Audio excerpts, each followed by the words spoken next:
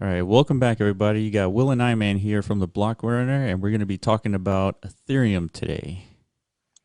And Good old Ethereum, dude. yeah, so one of the first things was an article by the Block Crypto. It says we consider ETH to be a growth asset. Galaxy Digital is launching a suite of Ethereum funds. So we got another institution looking to get into offering Ethereum to their investors. Is that what this is? I don't know. You're asking me? Yeah.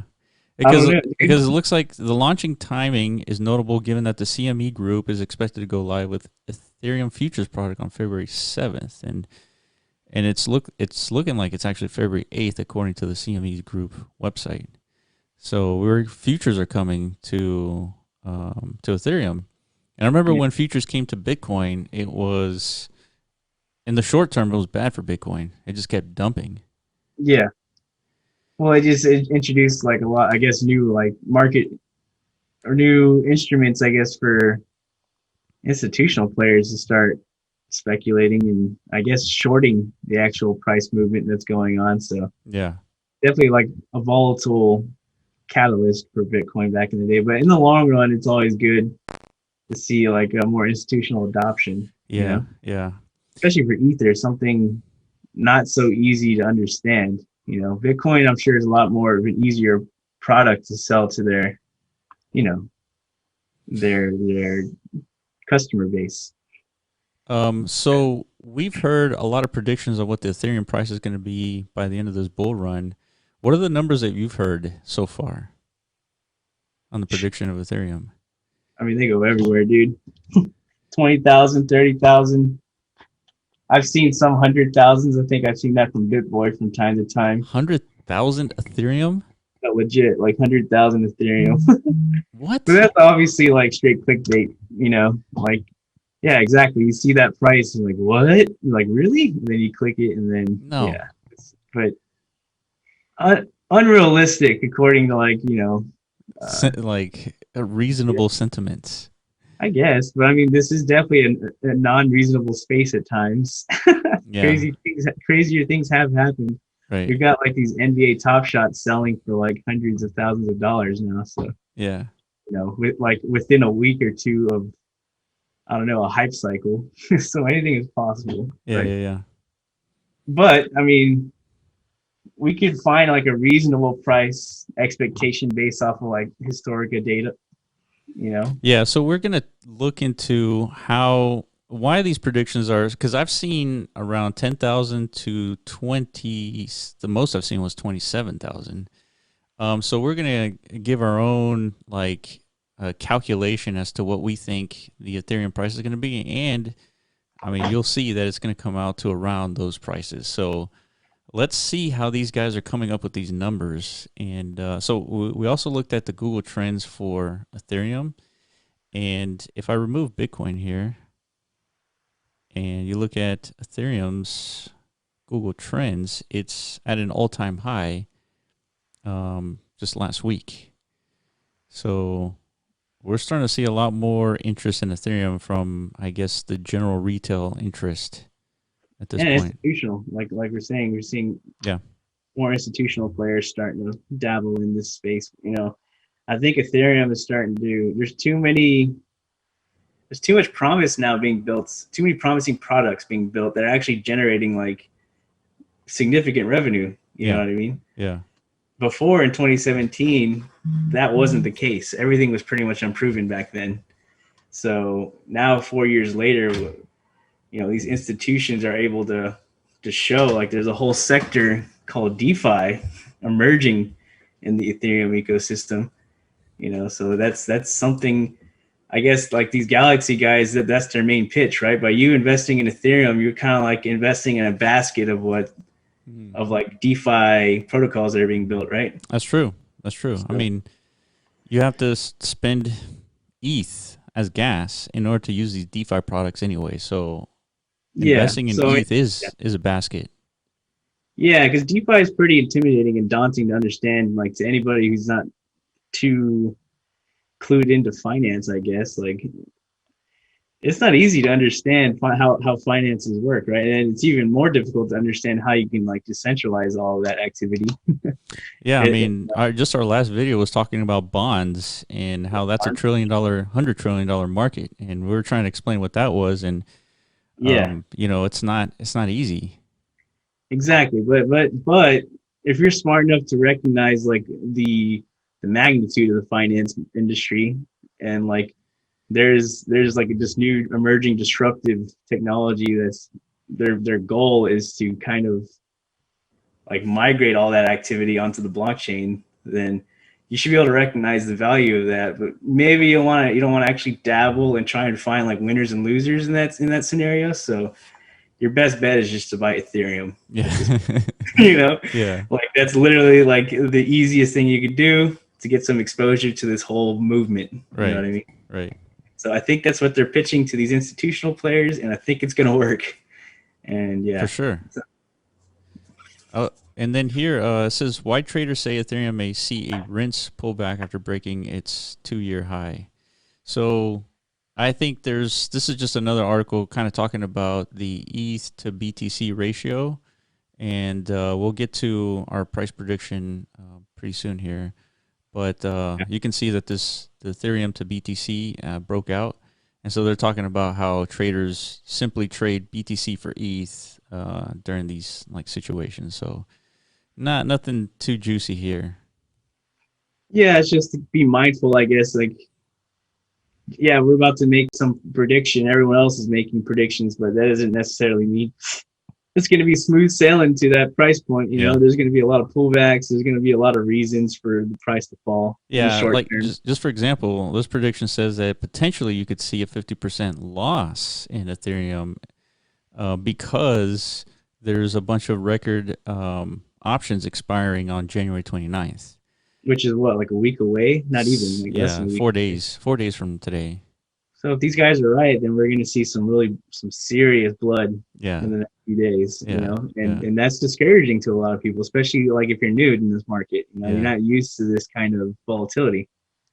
But like if you like, that's kind of like the point we're making here. As long as you do your fundamental research and you truly understand what's being built in this ecosystem, like don't even look at the charts, you yeah, know, like the yeah. chart should not impact your life at all it's going to do is like give you more gray hairs. Anxiety, yeah. It's going to elevate your blood pressure a little too much, dude. So but it's so don't buy anything unless you fundamentally believe in it, you know what I mean? Yeah, So having 100%. said that, how much money are we going to make on Yeah. this thing? All right. So in this article, and the links will be in the description as well. Make sure you like and subscribe and all that. But on this article, they talk about the 4-day price on Bitcoin doing a breakout. So I did the little meme lines here, and yes, according to this, it did break out. But overall, I mean, we're still in the accumulation phase of this little correction here. So Yeah.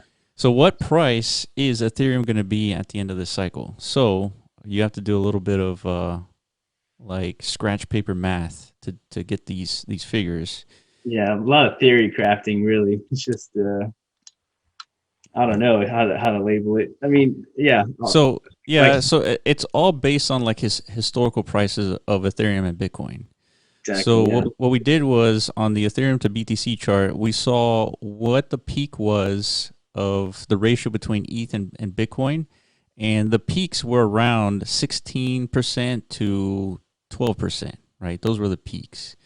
And so if we stay within this range, a 10 to 16% ratio of ETH to Bitcoin, and we all agree, or let's assume that we agree that Bitcoin goes between $100,000 to $200,000 Bitcoin let's get price. 200. Let's put our, you know, what's the saying go? Our Or thinking caps, or no, stake in the ground, I guess. Like we're putting our are, flag on the moon. You know, our moon target is 200K is it Bitcoin. 200 now? All right, well it I is. think so, dude. Isn't that what Willie Woo said, dude? Like, Willie you Woo know, said 200. he Yeah. said minimum 200K, and he's got this model that supposedly is pretty much like 99% accurate. You know, up until now. 99. So who are we to like, Yeah. go against this model? You know, so So if we're gonna try and come up with like a reasonable expected Ethereum price, we got to use this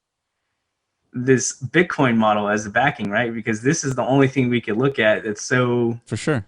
easily predictable. You know, Bitcoin has like, I don't know, it's got mathematics backing up its price movements. Ethereum, not so much, right? Because Yeah. it's uncapped cryptocurrency, right? And its value mostly stems from like the utility, I guess, of the token and like the network growth, not so much like scarcity perception, Yeah. right? Agreed. It's different. It's a whole different like psychology to it. But yeah, where were we? When did I drop out? I was saying something.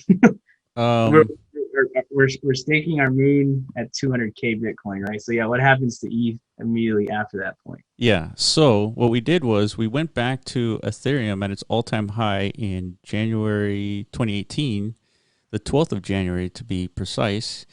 And we took that date and we compared that to the ratio of ETH to BTC. So that was roughly in this range right here. So here we are. So between 9% to 12%. That's about what the all-time high of Ethereum was when Bitcoin was beginning to crash, right? Yeah, so that's why this ratio was increasing because Yeah, so that's because the Bitcoin was nature. crashing. Yeah. So that's another assumption we have to make to like make this prediction is the market's going to behave as it did 4 years ago, right? So we know Bitcoin is like a 4-year rhythmic cycle to it. So I think it's pretty safe to assume the market's going to react exactly as it did 4 years ago. Like we don't change as people; our brains are just as like chaotic and responsive to, you know, this cycle. So as soon as Bitcoin's bubble top occurs and it starts to sell off, there's going to be a short like window of opportunity for the altcoins to kind of like really like siphon a lot of that liquidity away from Bitcoin, right? And that's whenever we're going to see Ethereum and most of the altcoins hit their all-time high. So, and of course that ETH to Bitcoin ratio at its highest because Bitcoin's going down, ETH and altcoins are going up. So yeah. And so if you go back to Bitcoin at its all-time high and you see where it crashed, there's a 30% sell-off. And then from there, there's also, what is this? An additional 65%. So if you can imagine experiencing these losses over the span of 2 months, I mean, you're feeling pretty sick, right? Yeah, and trust me, like when this is happening, it feels a lot longer than 2 months. Like this is going to be the longest 2 months of your life if you decide to just remain in this market and, you know, just take the damage. So ideally, like you kind of want to you want to be prepared for this reality, right? Like we know this market's not going to just keep going up forever. Yeah. At some point, it has to stop, and the music has to end, and we all have to regain consciousness once again, and like start to like realize like we just took it too far. Yeah, absolutely. So we'll be around, hopefully sounding those alarm bells for sure. Yeah. Oh, definitely. You can bet on that. You can definitely bet on that because like we're definitely like we're in the camp that like the whole idea of this crypto space is you want to capitalize as much as you can by securing as many tokens or satoshis, whatever you want to call it, like at the peak of these market cycles, so that you can rebuy back in. Yeah, rebuy whenever like the opportunity is best. Yep. So in the last cycle's case, that was immediately after the COVID sell-off, right? Yeah. Yeah, that was opportunity number 2 to buy back in. Opportunity number 1 was in, I think, in March 2018. Yeah. 2019, I think. Oh, 2019. That's great. That's right. Yeah, like around these prices, dude. We had plenty of time to be buying back in. So yeah. If you were selling during the peak of 2017 and you were patient enough for these re-entry points, oh man, that's the trade of a lifetime right there. Yeah. Yeah. Imagine if you'd bought one Bitcoin and you sold at $20,000, you could have bought 3 Bitcoin at the bottom. So you just tripled your Bitcoin stack. Exactly. And right now that would be worth $90,000. Correct. So that's the name of the game. So yeah. So now going back to the calculation is if we assume 30% losses at an all-time high of Bitcoin of 200,000, then you're looking at $140,000 Bitcoin. So $140,000 Bitcoin multiplied by the average of, let's say, between a 9% Bitcoin ratio or ETH Bitcoin ratio to 12, and you multiply 130,000 by 10, let's say 10%. You're looking at roughly $13,000. $13,000 Ethereum. Yeah. And so, see, to me, that sounds like a pretty reasonable expected price for ETH. yeah, A lot more reasonable than the predictions I've been seeing. yeah, for sure. But ultimately, all you can do is make these predictions. Nobody really knows what's going to happen. ETH and Bitcoin have two completely different value propositions. And the big thing is, like a lot of people said, ETH will never flip Bitcoin because of Bitcoin's institutional and even like government adoption, right? Like, its use case is different. And I think its use case has far more bigger implications than creating DeFi on blockchain. Yeah. Well, think about if Bitcoin was the world's reserve currency, which 30 years from now, 50 years from now, that becomes true. Mm-hmm. That's the most valuable asset on the planet. Yeah, we're seeing like small trickling signs of that. At least like in the corporate world, we're starting to see every week there's like a new, big Fortune 500 or NASDAQ listed entity like starting to stack Bitcoin in their treasuries. So already like the signs are there. Like this thing's probably going to happen. So, but still, we don't know. Ethereum is also starting to show signs like we're seeing today with the Galaxy. Yeah, think about it. Even if Ethereum starts playing into the derivatives market, which is hundreds of trillions of dollars, there's a chance that Ethereum could be bigger just by the nature of handling derivatives. That's true. Yeah, if Ethereum becomes the value layer, the value security layer for all like digital finance, digital like assets, and then the reality of like synthetics and all any other future derivative protocol that comes out like makes the migration of like traditional finance to the blockchain space a reality, then yeah, you're right. Like that sector as a whole is much bigger than a world reserve currency. It's for massive. sure. Yeah, if Ethereum becomes like that value security layer, then it could flip Bitcoin one day. It could. Yeah. So yeah, that's our prediction: $13,000 ETH. And we're making it now, dude. 13K. Yeah, this is the stake, right? We're putting the stake in the ground. Yeah, but also something to keep in mind. You don't wait just because you think, okay, 13K is going to be the all-time high. That doesn't mean you wait for that point to like actually exit. Same goes with Bitcoin. You can also predict others. What's the market going to look like when 13,000 Ethereum is a reality? It's going to be fucking madness. Yeah. You're going to have gas fees because we're assuming gas isn't going to be solved during this cycle. Like, I don't think so, right? Yeah, I don't think so either. Yeah, so more than likely, gas will probably be $1,000 per transaction or something like that. Yeah. Potentially. And people are going to be paying that because if you don't pay these ridiculous gas fees, the market is going to be so volatile at that point. You could risk losing tens of thousands of dollars. That's right. That's right. Because the swings are going to be moving lightning quick, so quick that the exchanges can't even register them. And they're going to be shutting down. And I say this because this is what happened 4 years ago, in case you weren't around to witness that. Yeah. And you would think these like institutional centralized exchange would somehow improve their infrastructure enough to prevent these things from happening, but they don't. Yeah. So it will happen again. So pick an exit point a little more stable than like all-time high. So probably like 9 to 10K, 11K, somewhere around there. Yeah, I mean, we mentioned this before. I think once Bitcoin gets beyond 100,000, you're gonna get phone calls from friends and family that you haven't heard of on a recent basis, and they're gonna be asking you whether it's a good time to buy in at $130,000 Bitcoin. And so that's your signal to like start thinking about when to exit here. That's right. But again, not financial advice though. Yeah, all those girls who turned you down whenever you talking to them about Bitcoin. Yeah. As soon as they start calling you back up, like, hey, like I hear Bitcoin is going up, shit like that. Right? These are your signals to exit. Yeah. Like as soon as everyone recognizes your genius, it's like, oh man, I want in too. So we'll see. On that note, thank you guys for watching. Make sure you follow us on Twitter at The Block Earner and also at MetaZone.io.